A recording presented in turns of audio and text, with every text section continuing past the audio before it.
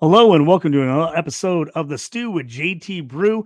It is time for our edition of NHL Around the Ice with JT and Toast. Stick with us. We've got everything coming right to you, and you're in the stew. You up on trades and why you move, you ain't designed to lose. Find you jumping over seemingly nothing, racking up points, makes the game a little more fun to watch. Can drop release, we started with the mock draft and now we making a mockery of the leaderboard. Quite obviously not a scrub, so start an institute, make evaluations like a commissioner do. It's to the point your wife make you watch in a different room. Update your roster and pick and choose when you get some news. Not much that we enjoy more than sipping brew, sifting through new statistics to make it to our end zones through different routes. Universities, institutes, down to homies who click in groups. I introduce you to the Stew with JT Brew.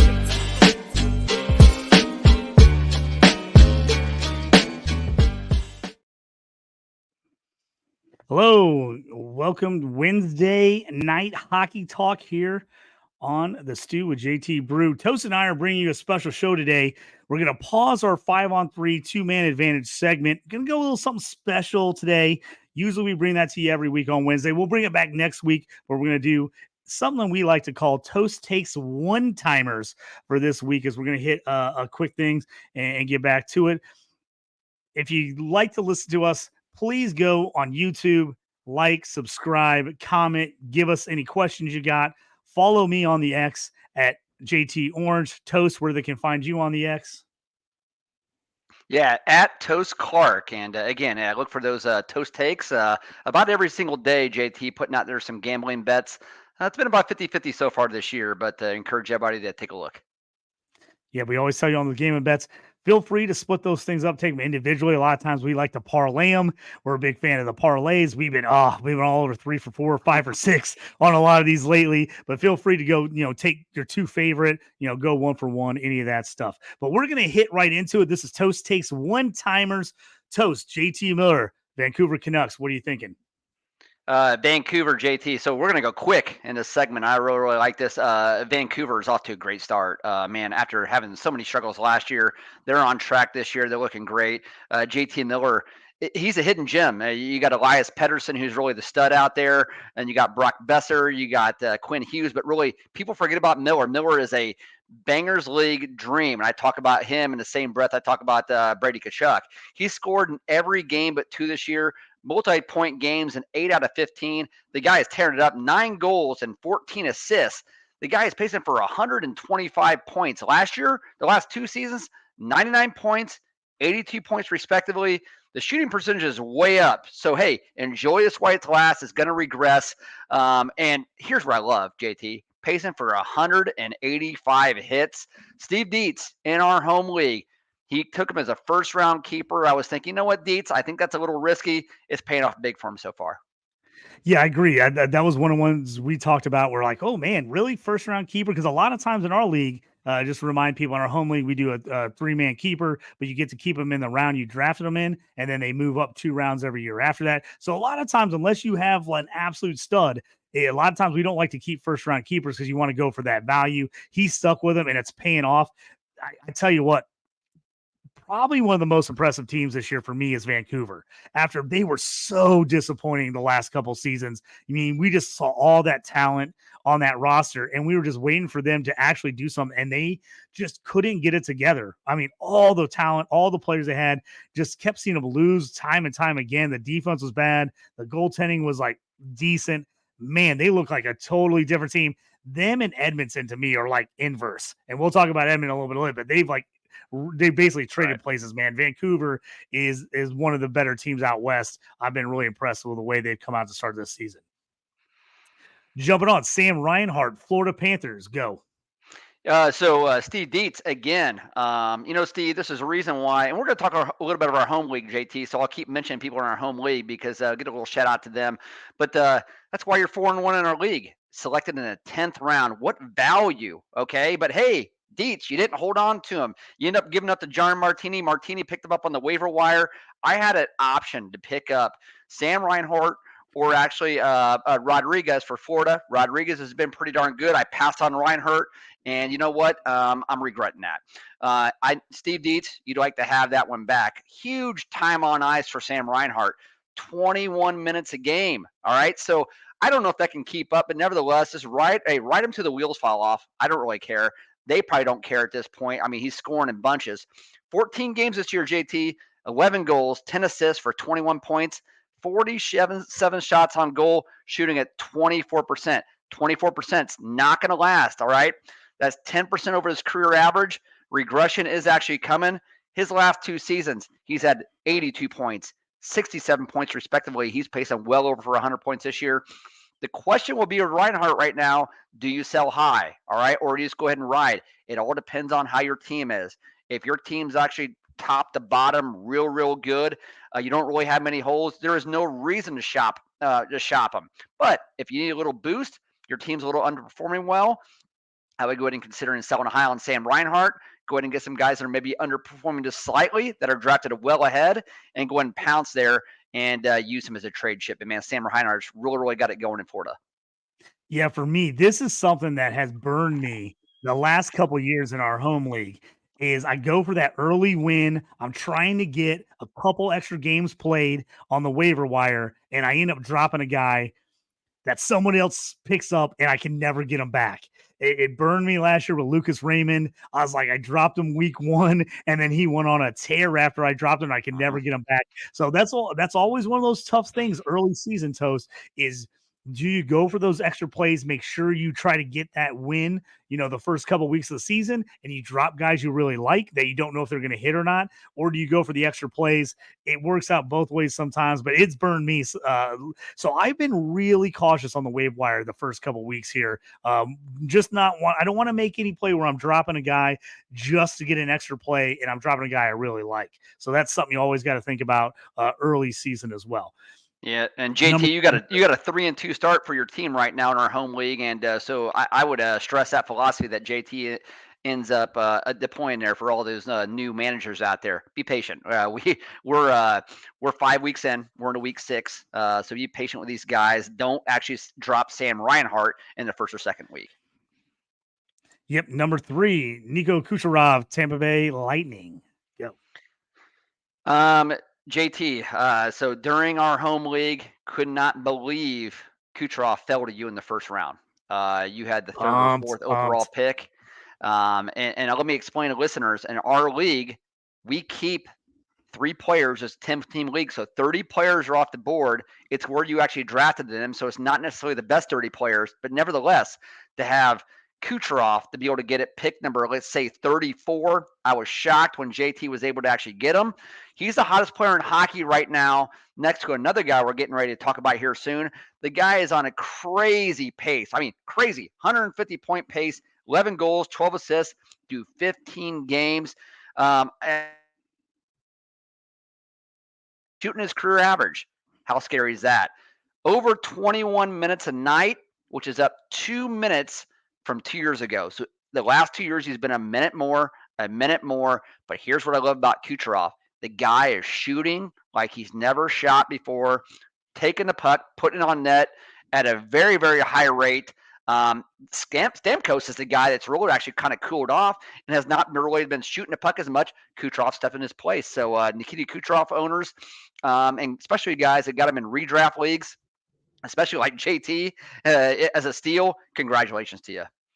Yeah, I'm pumped. He has been super aggressive this year. I've loved it. It seemed like Stamkos, he seems like he's pacing himself a little bit this year. Knows it's going to be a long season, going to be there, but it seems like he's really kind of passed it to Kucherov to be that kind of main guy that pushes the offense, and I'm absolutely loving it. When he got to me, I told you at the draft, I was like, I didn't even think about taking him because I didn't even think there was no way he was going to get to me. Yeah. I was like looking at like between 2 or 3 other guys, like who am I going to pull the trigger on? And then he got there. I was like, oh my God, I got to take him. I'm like running to the podium.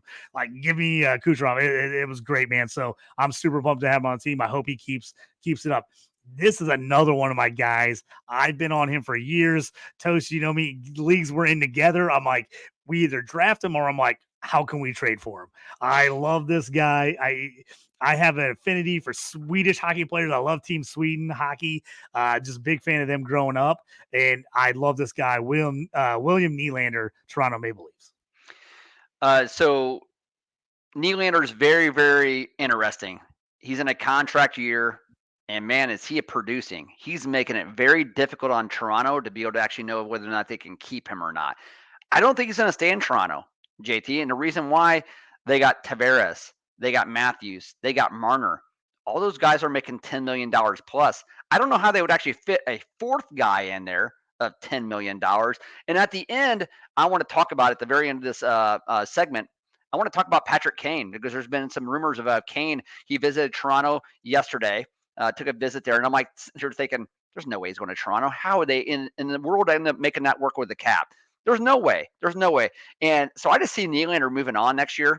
I'd love to see him actually be in a Hawk sweater. That would be amazing. But right now, so far, 10 goals, 12 assists, 15 games. How about that for a contract year? His ADP was around 30.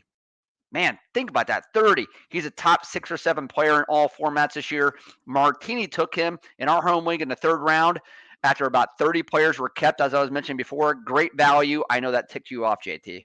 I was begging he got back to me, and he didn't. I was like, I almost took him in the 2nd round, and I was between him and Debrican. I was like, I thought he might get back to me. And so I didn't do it, and he didn't get to me. And I was like, oh, I was so mad. I was hoping he would get there. But yeah, he's been fire. We've got him in a couple other leagues. I think he's playing for that monster contract. I think he's going to end up going somewhere and being a number 1, number 2 overall player for a team next year. I could totally see a team with a lot of cap space, someone like the Blackhawks. Man, put him next on a line with Bedard. Oh, that would be so sweet, man. It would be great. I would love it. JT, the Hawks would be a great team for him to go to with a line mate like Bedard. The Blackhawks. That's my team, nevertheless, and you guys can all see, but right here, all right. But the most money to give, he is going to command $11 to $12 million a year. Toronto cannot afford that. They're not going to be able to afford that. I'm not really sure how they would even think about being able to afford that. The Hawks are struggling to make the cap floor. All right. And I think that with Bedard, and we'll talk about Bedard here in a bit, they're speeding up this rebuild. Instead of being a 5-year deal, it could be a 3-year deal. And Nylander would just probably love to play next to a guy like that. And again, we got money to give, long contract to give. That's a guy you actually want. So it'll be very interesting to see what Nylander does. Yeah, I would not expect him to stay with Toronto. There's no way he's going to give them like a hometown discount. That ain't happening. He's gonna take the money, and so it's going to be interesting to see where he ends up. And if he keeps playing like he is, he's going to demand big time money. Number 5 on our list, Kyle Connor, Winnipeg. One of my guys. He's been killing it for me as well. Go.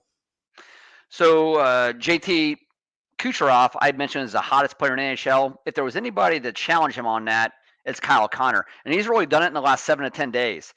This guy's on fire. Again, another one of your guys. All right, so your team's great. I really like the flip-flop teams with you. You nailed the draft this year. Your team's going to be there at the end. You're going to be one of the teams to beat in our home league. 13 goals as of yesterday, 7 assists, and that's in 15 games played. But here's the best of it: drafted and around an ADP of 40. This guy's scoring goals like a madman. I tell you what, however, he does not really provide many peripherals. It doesn't make a big difference. All right. So in scoring leagues, he's awesome. Banger leagues, it ebbs and flows. He's a guy that scores in bunches, whatnot. But I tell you, man, Kyle Connor has had himself the last week and a half. So JT, I believe that was a 3rd round tag for you. That's living up to the value. Yeah, so this was my last year to keep him. I've kept him. I think this is my 3rd straight year. I got him really late a couple years ago in our home league. I've kind of kept him every year. And we talked about it. I had some really good value picks in like the 15th, 16th, 17th round. I ended up making trades with those guys to get some more draft picks. And I was like, I just couldn't in my right mind throw Connor back as a 3rd rounder. Now, next year, he'll move up to a 1st. So I won't keep him next year, but I thought like this was the last year, especially with the way the draft went, with me being near the front. He was going to be a late 3rd rounder, like at the very end of the 3rd round. So that's why I thought it was worth the value. And yeah, he is week 6 here. He is leading my team to start off this week. He's got off me. It's a great start. And I want to remind people, like Toe said, he's like, hey, JT, you're having a great year. I'm 3-2. And people are like, 3-2, great year. our home league is super competitive. I mean, it's always, it's tight. We're always within. I mean, you second to eighth could be 2 games difference by the end of the year. It's And it always a is tight right league, now. It's going to be. always super competitive. Yeah, always super competitive. So I'm really happy with the production so far. My points are pretty high, so I'm like right there in the mix. I think I'm tied for second right now overall in the league. So yeah, it's a great start, and like I said, I've gotten off to really slow starts the last couple years, and I've had to try to race to make the playoffs at the end. And this is one of the first years where I feel like my guys are coming along right at the beginning, and I'm not having to play catch up. So hopefully they keep it going. Yeah, and JT, we talk about we're going to talk about some lines later on, like some team lines that were either A, I love the way they're performing, or B, they're underperforming. This there's 3 solid guys that every single time you see a game, they're showing up on the score sheet and they're scoring together. And that's Connor, that's Shifley, and that's Morrissey, the defenseman. I mean, those guys right now are just feeding off one another. Every single time you see them score a goal, they're together. You're able to stack those. So people just actually stack the Winnipeg players like Shifley, Connor, and Morrissey. Good for you, man. You guys are really reaping the benefits. Number 6 on our list, Chris Kreider, New York Rangers. Do I have to pick every single player on your team? Because that's what's happening right now, I'm loving man. this segment. I mean, and I didn't have anything to do with you picked the players for this segment as Toast Takes one-timers. I was pumped when I looked at it. I was like, yeah, these are all my guys. I mean, but yeah, I mean, again, you nailed the draft this year. 14 points in 14 games, 10 goals. So Kreider overperformed 2 years ago. He had 52 goals 2 years ago. I'm like, man, I mean, he was just right place, right time, had an amazing season. Last year, major regression. I think that cut in half. He was close to 30 goals. So we knew regression was coming, and this year is no different. He's shooting a crazy 27%. The regression is actually coming, but man, you should expect a ton of regression. The reason why, he's playing with line one with Zibanejad. Power play one, the deployment's actually outstanding. He's in a great spot to keep going at this rate all year, barring injuries, right? And I don't really think Kreider's the guy who's actually had any injuries. You just hope his line mates don't have enough injuries. But the Rangers are scoring a ton this year. So Kreider, another guy that could be a sell high target. Again, a 2-for-1. Not saying you should go out and sell Chris Kreider. All right. Not saying that at all. But in the event that your team needs a kickstart, Kreider's maybe one of your 2 or 3 players that are really tearing it up and you need some depth, sell Chris Kreider right now. Yeah, for me, it was all the value. So he was drafted really high last year because of the huge season before, the huge regression year, and he dropped big time in our draft. People were kind of avoiding him. He wasn't a sexy player. He had a down year. You're like, hey, maybe it's over. So I was pumped because I had him on my team the year before, and I think I got him. I think it was 6 or 7 rounds earlier. So I was pumped that I got him so late this year. He fell to me. It just was like a good spot. I thought the value was there, and I'm pumped to see him have a nice, good bounce back so far to start this year. Yeah, you want to know where you took him at, JT? Do you remember? Yeah, I can't remember. I know it 10th was. round. I know it was way later. What was it? 10th round. 10th round. As I say, I knew it was value because I want to say I took him in I want to say it was like the 5th or 6th round the year before. And then he just did not play well and he killed me. And then I wasn't super high on him. I mean, he killed me last year, but then I was like, man, this is good value. We got to that double-digit rounds. I was like, I'm going to take a shot on him because again, I'm not looking for top-end numbers with my 10th round guy. So if he is just solid, then I'm good with it. When you take those guys early and they bomb, those are the guys that kill you.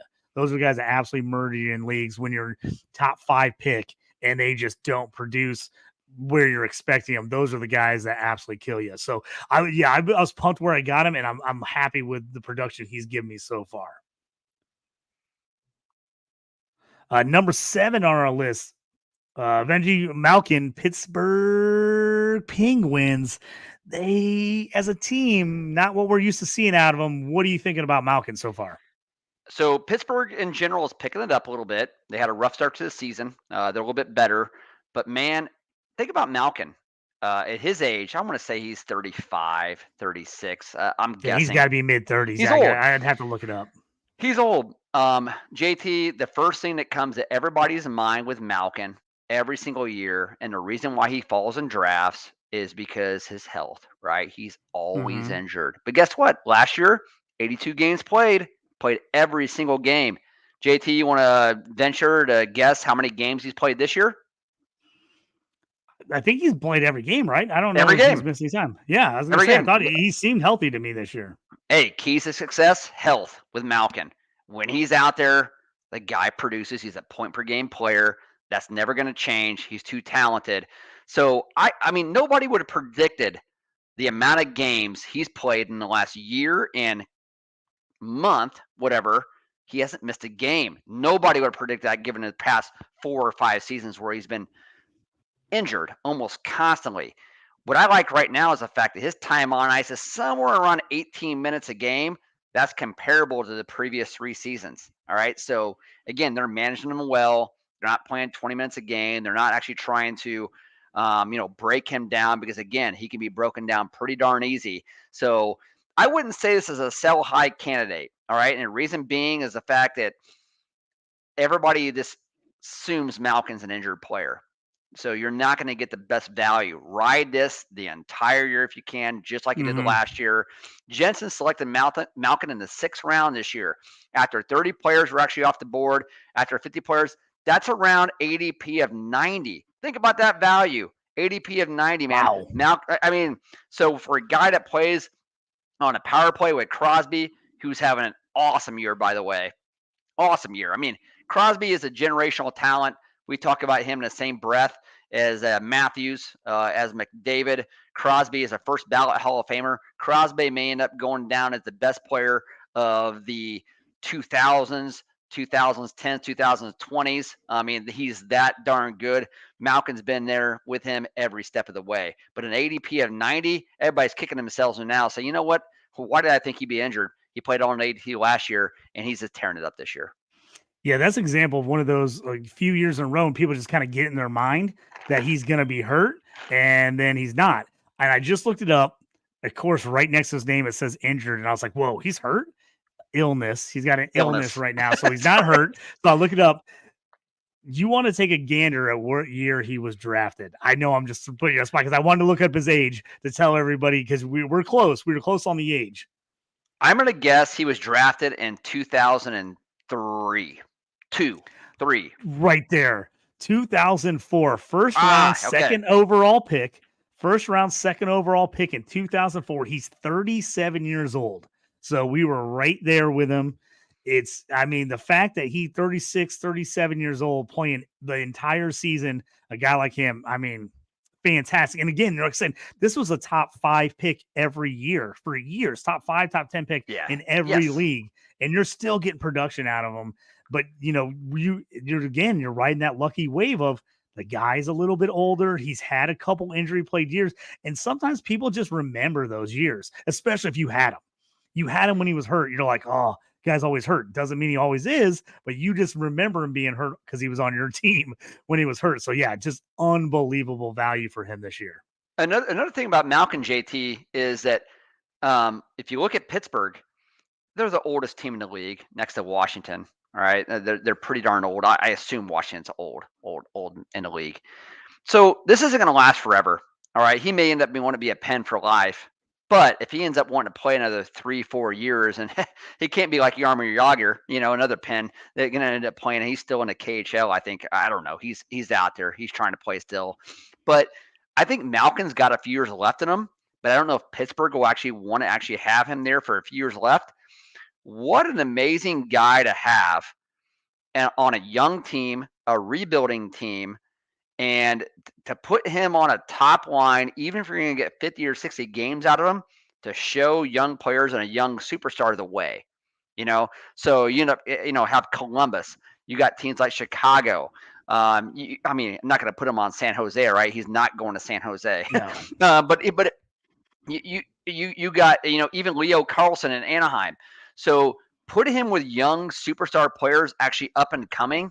He could be super valuable. It's going to be very, very interesting to see what Malkin ends up doing in the next few years because Pittsburgh is not going to want to keep that core together. At some point, they got a new GM with Kyle Dubois, and they're going to have to blow this up a little bit, get a little bit younger.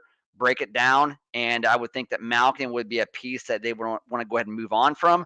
I'm just speculating, but it would be very similar to what Taylor Hall was actually doing with Connor Bedard right now. And Hall is not nearly as old as Malkin, but nevertheless, that veteran leadership to show the young guy the ropes, show him the way. So let's just see what happens with Malkin in the Pens here in the next year or two.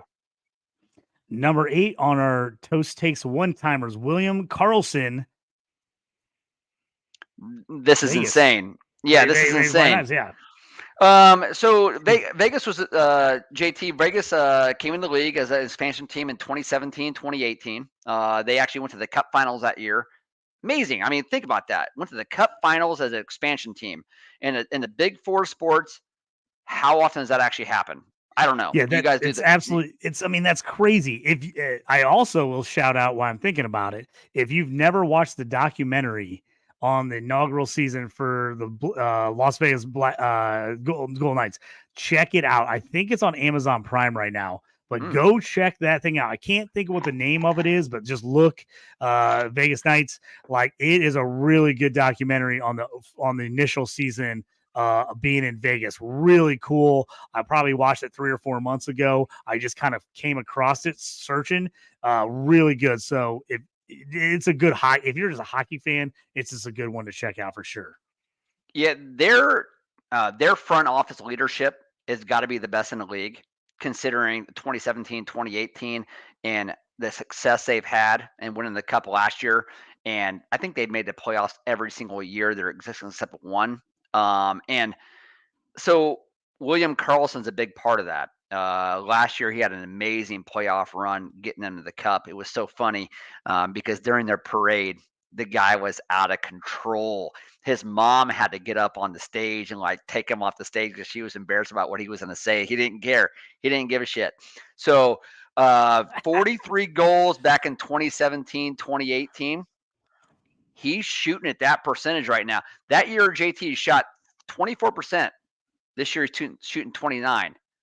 Nice. The last 2 years before this, he shot 8%. So regression's coming. This is a guy with 8 goals, 10 assists, 16 games played. Sell him now. All right. Sell him now because this is not going to continue. He plays on the third line. I don't even know if he gets top power play. I don't think he does. Most 10-team formats, he went undrafted this past year. All right. So you need to, the time now is now to pounce. This is not a guy that's going to keep this up. All right. He does not shoot the puck at a high percentage, or shoot the puck at a high percentage. He does not shoot the puck on goal a lot. Get rid of him off your team.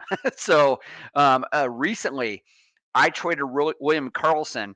I am in a Keeping Karlsson Fantasy Hockey Podcast League, probably the most competitive league I ever played in. I'm in 4 leagues. I'm amazing in 3. I am dog crap in that league because guys get up every Monday morning at 2 a.m. They set alarms to actually make pickups. JT, you know how I am at pickups, and I'm actually thorough. I can't keep up with these guys. It's ridiculous. So, but I traded Karlsson, and I got Matt Zuccarello for him. Zuccarello is a way better player than Karlsson in fantasy. Way better. Not even actually close, but I was able to actually get Zuccarello for him and Karlsson. Right now, if you can, sell this guy. Regression's coming, and coming in a big way. But again, if your team is top heavy and you're actually just tearing it up this year and you are solid from top to bottom, ride it right now. Yeah, next on our list, a guy that is it's been an interesting season here early going. Connor McDavid, Edmonton Oilers. Edmonton's been a little bit of a freaking mess so far. This is a guy we just bet over points, over shots all day long, every day last year until they basically made it impossible for you to bet on him without taking a huge loss as far as the juice. So where are we at with Connor McDavid at this point? I'm not sure he's healthy. So he was injured, I'd say maybe in the second week of the season. It is probably an injury that should have kept him out a couple weeks. He ended up missing 2 games, a matter of like maybe 5 or 6 days total. He rushed back because he wanted to be in, I assume, the outdoor game that there's a few outdoor games throughout the regular season for the NHL.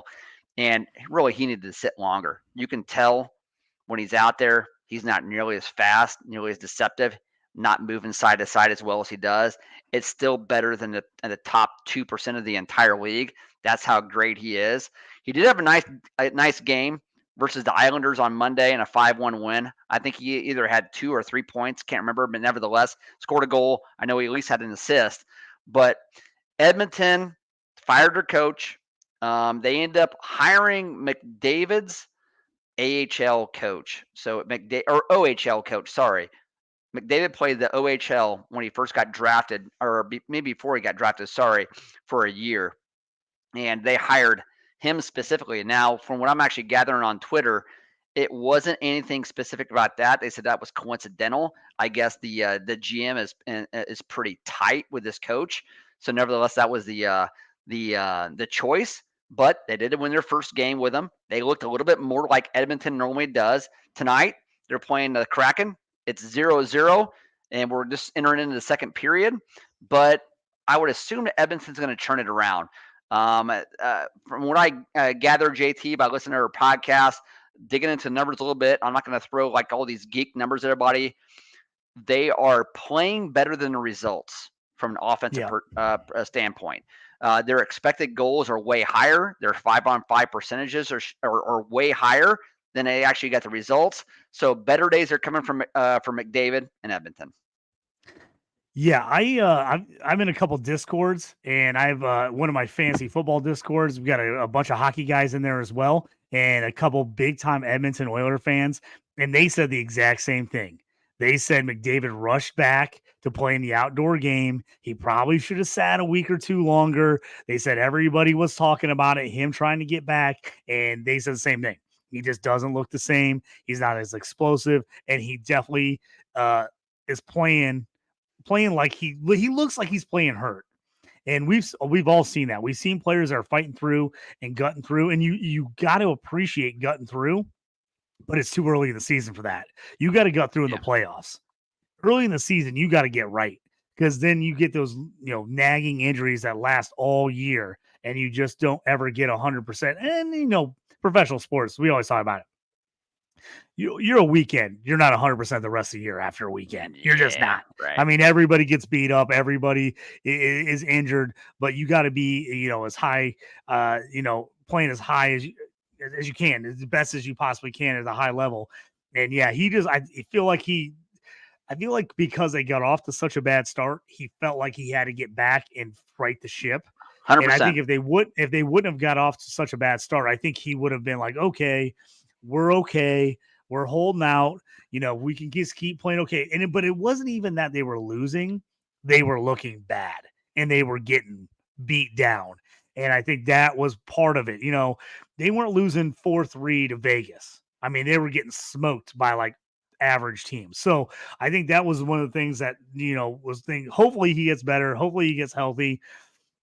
But yeah, he does not look like the same Connor McDavid we've seen the last couple seasons, who's been far and away the best player in the NHL. Let's jump to number 10 on our list. His teammate, sometimes line mate, Leon Draisaitl. I know me and you have him in a bunch of leagues. Man, he's been doing some shady stuff lately, Toast. Let me have it. Tell me what you think about what Draisaitl's been doing. I love Leon Draisaitl. He's got the quickest one-time shot in the league, in my opinion. But after what I saw he did on Monday night versus the Islanders against Bo Horvat, I've lost a lot of respect for the guy. That may be the biggest Bush League cheap shot that I've ever seen out of a star player, based on just truly frustration.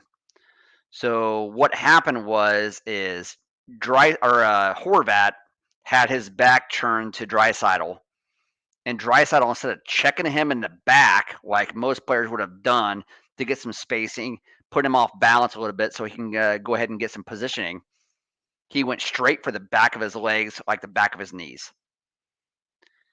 It was truly a frustration play, and I lost a lot of respect for the guy. And the reason being is when game 1 of the season, and we talked about this. We're 9 episodes in now on this hockey podcast. 9 episodes in, but I want to say the first or second episode we talked about specifically how frustrated Edmonton looked during their first game of the season versus Vancouver. I mean, a bunch of babies.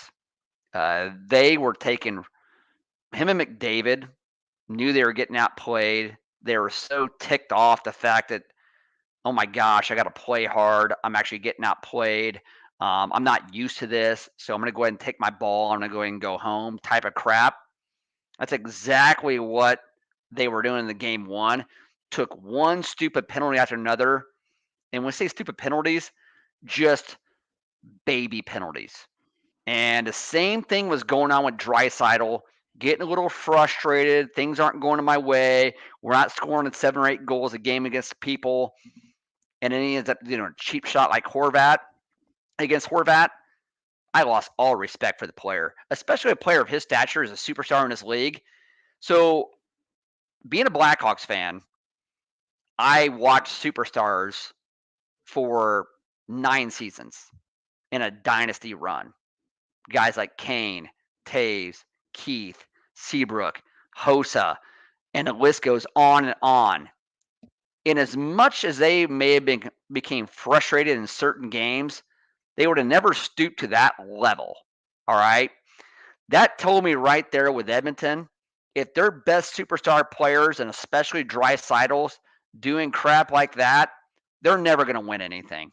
They're never going to win anything because guess what? They don't know how to deal with adversity. They expect every single thing to go their way. I am not a big fan of Leon Draisaitl after this. Yeah, it's tough because I've been a Leon guy too. I've liked him a ton. I've had him on a ton of teams. It feels like just in Edmonton, the frustration is just boiling over. This team has a ton of talent. They have 2 of the best players in the entire league, and they just are not living up to expectation year after year after year. I mean, I don't know how many times me and you have talked about it. Hey, we're going to bet on Edmonton all year in the regular season. As soon as it gets to the playoffs, I'm taking the other team. Like, Yeah, you know what, JT? Sorry to cut you off, JT. I'm pissed. I'm pissed off about this. If you are the best 2 players in the league, like people say you are, do something about it. All right? Mm-hmm. Do something about it. Elevate the play of people around you. Win playoff series. Don't get frustrated. Well, hey, remember like Animal House? Remember they said, hey, we got an old saying at Delta. Don't get mad, get even, right? That's what they should be doing. But yet they go ahead and start doing this baby crap. That ticks me off. Edmonton, I'm convinced after watching what they've actually done in the last 15 games to start this season, and not so much McDavid, but even McDavid in the media, but Draisaitl specifically, they're never going to win anything. Yeah, I'm out on them at this point. It's just tough. Like they got the talent, they got all these players. They just can't put it together. They feel like that team that every year, NBA, NFL, they scorch the nets. They're lighting it up with touchdowns all year, and then they just and it comes down to big time, and they got to make plays, and everything doesn't go their way. They just don't know what to do. As soon as everything doesn't go their way and they don't just score at will, and it's the team is like, NBA, you're scoring 100, 115, 120, 125 points a game. The second they get in the playoffs and you got to win a 91-90 game, they just can't do it because they're making bad fouls. They're doing stupid things because they're just frustrated because they're like, oh, this is not as easy as it used to be. And that's where I feel like I'm at with them. That's who they're going to be. They're going to a team that's going to score points, but they don't have it feels like they don't have enough gumption that we got to settle down. The game's not going away. We got to play hard defense. We got to buckle down and win a 1-0 game or a 2-1 game. They can't do it. They just get frustrated. Yeah. They start doing stupid penalties. They get mad. They get angry that they're not scoring. It is frustrating to see that talent play that way. I would have loved to see Leon come out and apologize and be like, my emotions got the best of me. That's a Bush League play by me. I shouldn't have done that. He didn't. I mean, you're like, I'm saying like, I lost some respect for him on that. It was anybody who hasn't seen the video. I mean, he literally, you could see it. It was an intentional shot as you could take, you know, stick to the back of the leg as much as you could, hitting the dude in the back of the knee. I mean, it was brutal. It was brutal. There was no reason for it. It was a complete frustration play, like you said. And that's where I feel like this team mentally just doesn't have it. They Nope. don't have it. They'll win their 7-5 games. They'll win their 6-3 games. But if it gets down to a nitty gritty battle, 2-1, 3-2, this team is gonna fold. Agree. All right, we got our hate out there. Let's get on to our last one. Let's talk some positive, as we don't like to be negative. We like to be positive as much as possible on this show. Number 11 on our list, our last Toast Takes one-timer, and of course, we leave the best for last. Connor Bedard, Chicago Blackhawks. Sweet Connor Bedard, as our buddy likes to say in a pirate voice. He sends out every time he gets a goal, sends us this meme with a pirate saying Bedard like a pirate. It's great. It cracks me up every freaking time. Give me your thoughts on Connor Bedard, Toast. Go. Yeah, shout out to our buddy Mike Soderlin. He loves to end up using that gif of the pirate Bedard, but nevertheless, Bedard is everything advertised. Over the last 2 games, 6 points, back-to-back 2-goal games. He is the youngest Blackhawk ever to have this many goals through 13 games. He's got 9, close to 7, I believe, with I think it was Bobby Hull. I think Kane was somewhere with 5. He's setting records already. But JT, the 6 goals he's scoring, you can tell over the past 3 games, the confidence is building, the game's slowing down. He is starting to actually feel it, and he's starting to get his footing. So a goal previous game, I want to talk about a little bit. He was on defense, deep in the opponent's zone. It was just him and 3 other players on the other team. He does a stick lift, steals the puck, and in one motion goes in a skinny little pocket, top shelf, between the goalie's pad shoulder and the top of the crossbar. There's maybe 5 guys in the league that can do that. Mind you, he's 18 years old. He just turned 18. And he did another one in the second period of that same game, the last game, where he was on a breakaway and he did not have an angle to shoot the puck at all. But if you look at Bedard, his eyes are always up. Even when he's making a pass, his eyes are always up, very, very deceiving to the goalie. And he was actually able to get it on the right side and fit it into a small little window that, again, the majority of people actually can't make in the league. He's got 5 goals in his last 6 games. He's starting to click. There's a lot of players getting frustrated against him. So Cernak, the defenseman for Tampa Bay, took a big run at Bedard last game. That's got to stop. You got guys like Foligno that came to his aid, end up getting a BS, the double minor penalty for sticking up for his teammate, and it should have been a penalty anyway. I mean, Bedard got destroyed on the boards. Looked like a boarding penalty. They didn't end up calling it, but that's 3 or 4 games in a row where he's getting underneath the skin of other teams, and then they have big goons taking runs at him, and the Hawks will have to address that. And they're starting to address it a little bit, but I'm just telling you, Corey Perry, a raging jerk, all right, of a player. He's our jerk. He's on our team now. I love him. Like, you got to do something. He's our guy. Yeah, he's our guy. You got to do something about that, all right, because this kid is going to continue to score. He's scoring right now every single game. He's starting to feel it. So Bedard, people are fantasy managers were a little hesitant on actually taking him so early. I drafted him with the number 1 pick overall in our quote unquote, I guess it's kind of a semi dynasty league. We keep 3 where the draft round they're drafted in, but I believe he's going to be the next big thing. He's a generational talent. He's got 9 goals in the first 13 games for the Hawks. He's getting better All right. It's not like he lucked into some of those either. He's now starting to score the dirty goals. He can do the highlight reels. We're not very good on the power play. The majority of those are on 5-on-5. So watch out for Bedard. Man, the guy is so much fun to watch. I mean, I give you the shout out. You made a trade in our home league to get the number one pick because you obviously were not the number one pick because you've never been. You're always in the playoffs. You're a consistent guy. You're consistently in playoffs in every league we're in, no matter if it's hockey, football, anything.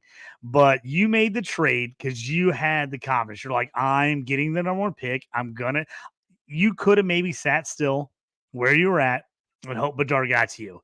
But I appreciated the just all out. Nope. I want to make sure I get him. I'm not taking a chance. I don't get him. You made the move, trade up for number one pick, got Bedard.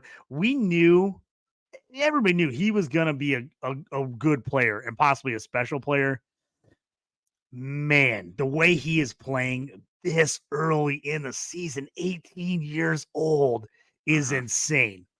One of the quickest shots I've ever seen. I mean, this guy, the puck touches his stick and it's gone. I mean, you don't even see it. It's like, boom, touches, it's gone. He puts it up and he doesn't even have to hammer a one-timer. He has just got the fastest wrists and hands.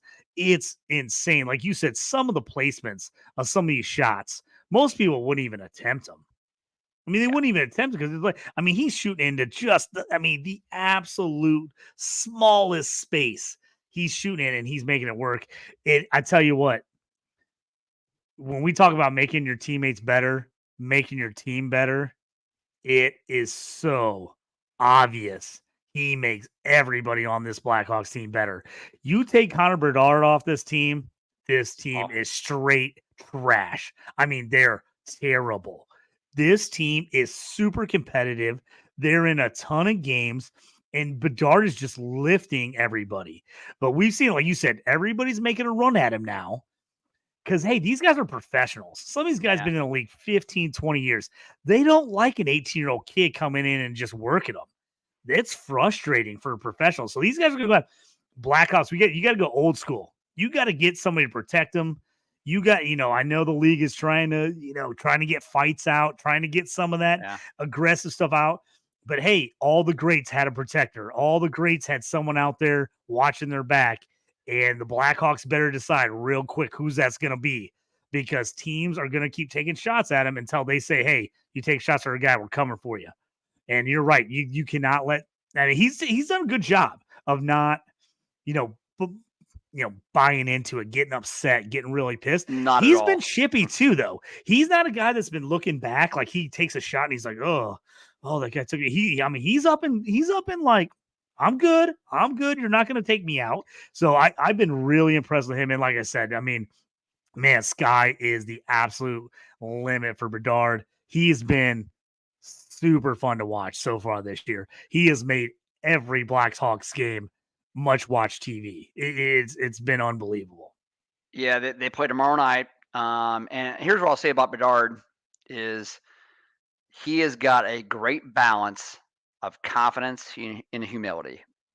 I mean, great balance. Every single time he has an amazing game. The last two games, he's had 2 goals, and he had a 4-point game 2 games ago, a 2-goal game the previous game.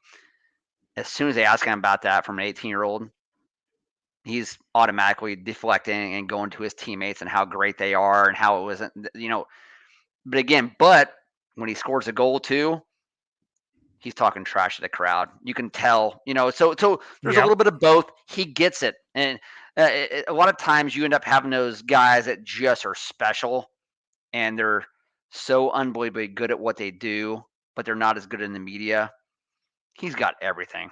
He's got everything you'd actually want. It's not going to be a problem getting free agents for 2 reasons to come to Chicago. 1, because we have all the cap space in the world, but 2, everybody's going to be lining up to want to play with the guy. And so great things as a Blackhawks fan coming forward. And I hate to make this a Blackhawks podcast, and I'll try not to, but nevertheless, I'm pretty excited. But it's been a lot of fun watching Bedard. All right, that's going to do it for our Toast Takes one-timers. We're down the last 10 minutes of the show here. we're going to jump into our final face-off, talk about some line combinations and kind of what you're seeing currently here during the season. Let's start it off. We talked about them last episode. Dallas Stars, top line, Robertson, Pavelski, Hintz. What are you seeing out of these guys? We knew they were getting ready to pop. We felt like they were right on the precipice. You know, they were right there. What have you been seeing about them the last week or two? All these lines we're going to talk about are pretty similar. Is that they're built to actually score in bunches, and not only score in bunches, but score together. And we've seen spurts of consistent scoring out of Robertson, Pavelski, Hintz, but they haven't been doing this together. And so those teams that actually planned on having stacks of these players like Pavelski, Hintz, Robertson, and so on. I got a stack of Pavelski and Ben. They may not end up playing together, but nevertheless, I got a stack on the same team. It hasn't really worked out. You know, like because guys like Seguin, Duchesne, and Wyatt Johnston, those guys have been the guys over the past week and a half to 2 weeks. They've been the ones scoring in bunches. So from a fantasy perspective, JT, has been super frustrating to own Dallas players. But does Dallas actually care about fantasy? Absolutely not. You know why? This is great for Dallas. They're getting scoring from 3 lines and sometimes 4, getting great goaltending from Ottinger. This is a team that you and I actually talked about being a cup favorite. That has not changed for me. You talk about a place where Patrick Kane could end up going and playing in a top 6.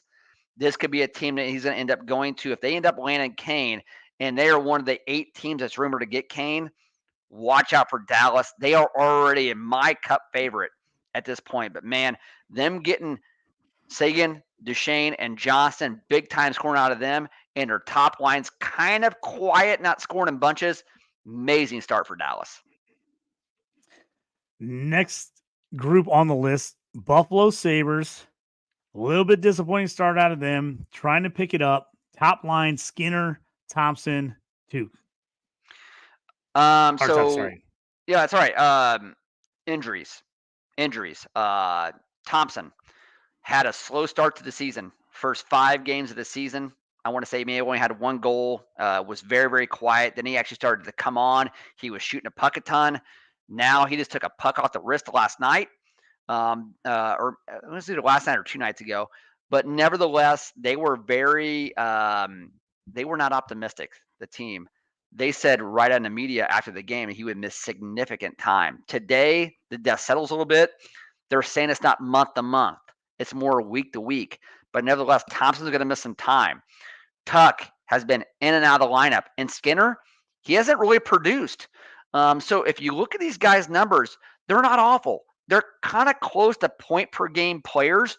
But with that type of talent and that type of stacked line on line 1, you expect these guys to go off. Last year was their coming out party. You thought, well, hey, they're just getting going. It hasn't really worked out that way. So people that actually drafted a lot of Buffalo Sabres in the draft, drafted them early, expected them to score in bunches. The scoring hasn't been bad, but it has not been what you actually expect. So even guys like Cousins and even guys like Dahlin, they haven't been awful, but they haven't been real good. They haven't been that juggernaut as advertised you'd actually expect them to be.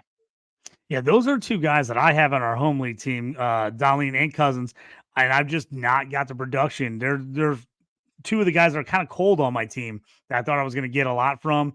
Slow start, got to stick with them though. The talent is there. You got to figure this Sabres team's going to turn around at some point and kind of heat up. But yeah, those are 2 guys I have on our home league that just, they all the guys that are playing awesome on my team, those are 2 guys that haven't lived up to expectations so far this season. Next group on our list, my boys, the Detroit Red Wings, top line, got off to a fantastic start. Super pumped for the beginning of the year. Debrigant, Larkin, Raymond. I love all 3 of these guys. But, man, slowed down of late, haven't they? From a fantasy perspective, they've slowed down. and slowed down significantly. We knew they wouldn't keep up the pace they kept for the first 7 to 10 days of the season, the first 7 to 8 games of the season. I mean, it was ridiculous what they were doing. I mean, man, you're like, gosh, is this going to be all years? It's going to be amazing. I think I even see on episode 3 or so, hey, this is a playoff team for sure, and I think they are. They're 8-5-2. That's awesome. That's a great start, especially a team actually coming out of a rebuild. All right, but from a fantasy perspective, the swing they've taken from red hot hasn't been really to ice cold, but it's almost lukewarm. All right, so Mm-hmm. so it's been up and down so far. So I mentioned a couple of weeks ago about maybe selling high on DeBrincat, selling a high on Larkin. Keep a guy like Raymond because again, you're not going to get the value based on the fact that he's kind of third or fourth fiddle on that team, and really you're not going to get the value you want from him. But those guys are, well established, marketable players. But again, I'm not really sure the sell high opportunity is there like it was before. And I'm not saying you should go out and just sell these guys because they're underperforming. They're not. Over the course of an 82 game season, they're going to be just fine. But man, you wonder if that opportunity to actually sell extremely high on DeBrincat and Larkin's already passed. But for an 8-5-2 start from a hockey perspective, this team's off to a really, really good start. I expect them to have over 40 wins this season. I expect them to be in the playoffs. And if they don't have the injuries, then I really expect them to actually do some damage. And Kane is rumored to be in the Detroit Red Wings sweepstakes. See, here's the deal. I think Patrick Kane could go to a team like the Red Wings. The reason being, they probably have the cap space to do it. They're not strapped as much. They've been coming out of a rebuild. He's been playing with a guy like DeBrincat for years. Loves actually playing with him. We're talking about him going to Toronto. Talking about him actually going to Colorado, Dallas. I don't really know how they'd be able to afford a guy like that. So I could actually, if he ended up in Detroit, I wouldn't be shocked. And Stevie Y actually making a pitch to Patrick Kane of all people, I could see that happening, JT. Mm-hmm. Absolutely. I mean, as a Red Wings fan, man, great start. I was pumped about the start of the season. I knew they were going to cool off. I knew it was going to happen, but I'm still happy about the start. 8-5-2. It feels good again that when they're losing some of these games, like I'm super disappointed because I'm like they should have won that one. Well, it's been quite a few years since we felt like, oh, they should have won that one in a lot of games. It's just like, oh, just another loss. That's another loss. I feel like they're really turned around. It would be if Kane went there, it would be just another one of those a long list of long-time career Blackhawks that end up making a stint Yes. with because it just feels like the Chelios, Red yeah. Wings and the Yeah. Blackhawks, they trade guys back. Whoever has like a long career with one of them, they end up finishing their career the other side. Same thing like with Yzerman Bob came into the Probert. Hawks, yeah. Yeah, Probert, go guys, all these guys for years and years, they've kind of Right. gone back and forth with some guys like that. So that would be very interesting to see them. I'd love to see Patrick Kane on the Red Wings, but yeah, I'm staying with those guys. I think they're going to be good. Obviously not the hot start that they got to, but you're going to, like we said, always say the ups and downs, but I'm going to stick with those guys. As you said, you might have just missed the high sell window on those guys. Last one for the night, our final face-off, Minnesota Wild top line, Zuccarello, Kaprizov, and Boldy. Yeah, so you got Zook, you got Kaprizov, and you got Boldy. They don't actually play on the same line, but nevertheless, these are the guys you expect to carry the team. And Kaprizov, point per game player so far, I think if I'm remembering right, 5 goals, 10 assists, 15 points through 15 games. All right, point per game player. That's not what we signed up for with him. It should have been flip-flop, 10 goals, 5 assists, or even 10 goals, 10 assists, 20 points through 15 games. That's the type of player he is. So it's been a little bit of a disappointment. I got shares of Kaprizov everywhere. So my team and the home league is 3-2, and I got guys like this that have good players and sometimes great players that have underperformed slightly everywhere. The fact that I'm 3-2, I feel great about it because none of my guys have actually went off yet. None of them at all. It has not helped the fact that Matt Boldy's been injured, and when he's been healthy, He's produced. Zuccarello's fairly, he's been fairly steady, as a player here. But I'm waiting for these guys to explode and start to actually score in bunches. It hasn't happened yet. Marco Rossi's going to center that Kaprizov and Zuccarello top line. Boldy will be at Eriksson X. This team's got so much balance and so much, I guess, depth. I'm wondering if them balancing the lines out and actually putting Rossi with Kaprizov and Zuccarello, Boldy with Eriksson S, that makes strike a nerve in this team, and they start to begin to score in bunches. Again, they haven't played bad. They haven't played great, though. You expect these guys with these players to actually be playing great. One thing, JT, before we end this episode, which has been an awesome episode. I love this first segment we've actually done of these one timers. Somebody told me on Twitter or was saying on Twitter today that Patrick Kane. I'm just going to mention Kane because again I'm a Hawks fan or whatnot. That Kane was actually could go to Toronto, and that's the most likely landing spot, and he would actually play on a third line. Let me just put this out for people. Let me just put this to bed. Patrick Kane is not playing on anybody's third line. Okay? He's not playing on a bottom six role. He will go to a place where he plays on a top six role, and likely a top line.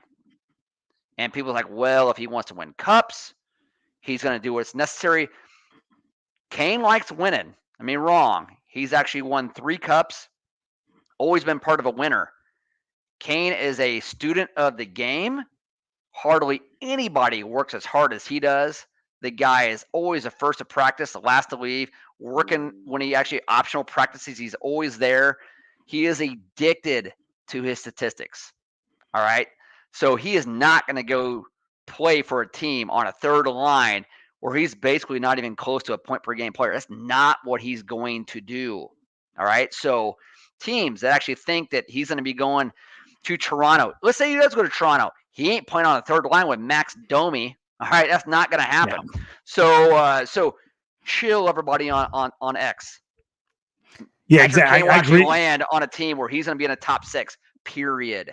I agree with you. He's got too much good run left in him. The guy's got 3 titles. He's not a guy that's 40 chasing his first and maybe only championship. I mean, he's a guy that still thinks he can play and knows he can play. Knows he's still got skill. He's not going to just take a back seat to try to like ride the coattails to a championship. And again, and I hate to dog on Toronto, but if you think he's going to Toronto play a third line because they're going to win a title, really? Where's the last time this team made a finals? Made a conference finals? Yeah, again, so that's not a like, I'll just go there and play third line because this team's going to win the cup. I don't see that. I agree with you 100% on there. He is going to go to a team that he knows he's going to be in the mix, and he's got a chance to score, and he's got a chance to help them win. He's not going to be a side piece. That's not Patrick Kane. He's going to be a centerpiece, and I agree with you on that. He wants to be in the mix, and he's going to make a team where he's making the team better, and he's out there, playing full minutes every night. He's not going to be just, give me a couple minutes here and there. I'm going to try to ride my way to a title. He's not that type of player. He doesn't have that mentality at all. Like you said, I agree with you 100%. So we have come to the 1 hour mark, just over that. So we're going to, take this episode down.